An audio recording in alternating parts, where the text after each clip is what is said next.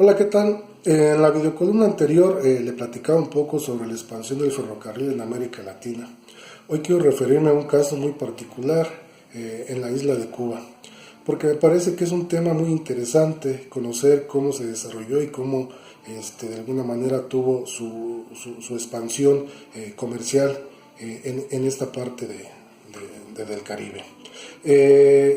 El ferrocarril se inaugura en noviembre de 1837, convirtiéndose en el séptimo país del mundo en contar con un medio de transporte como este.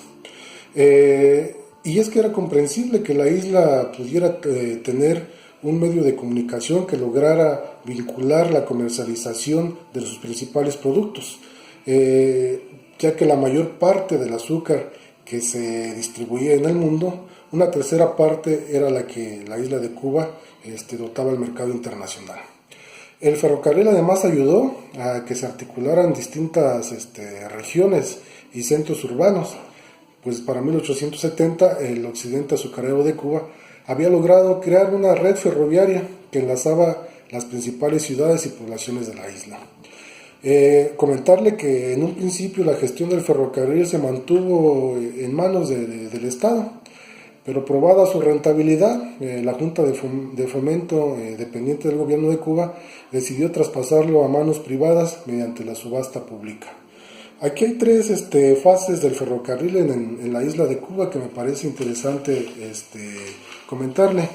En la década de los 80 del siglo XIX, el ferrocarril mantuvo un auge y un impulso, sobre todo en las principales zonas productivas. Para la década de los 20 del siglo XX, decae el ferrocarril, debido a que se empezaron a atender también la construcción de carreteras a los lados del ferrocarril, y de alguna manera ya el medio de comunicación empezó a tener competencia en menor escala, pero de alguna manera competencia. Y precisamente en esta parte, cuando el ferrocarril queda estancado, el gobierno era quien salía al rescate del ferrocarril.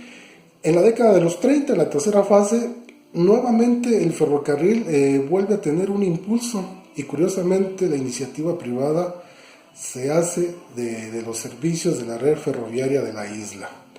Es un dato curioso, familiar, que podemos de alguna manera pues compararlo en algunos casos de México. Cuando el ferrocarril estaba en su máximo auge, el gobierno lo manejaba, y cuando de alguna manera nos hacen creer que el ferrocarril era inservible, que ya no tenía ninguna funcionalidad, pasa a manos particulares, y hoy en día nos damos cuenta que el ferrocarril es un importante medio de comunicación que aún sigue teniendo vigencia.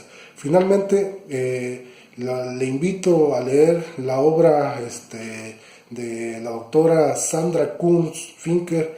Es una obra compilatoria que ella coordina sobre 9 estudios de América Latina, de algunos países como Argentina, Uruguay, Chile, Perú, Colombia, México y algunos países de las Antillas, donde nos dan cuenta especialistas de cómo se introduce, cómo se desarrolla y finalmente cómo culmina esta parte tan interesante de este medio de comunicación como lo fue el ferrocarril.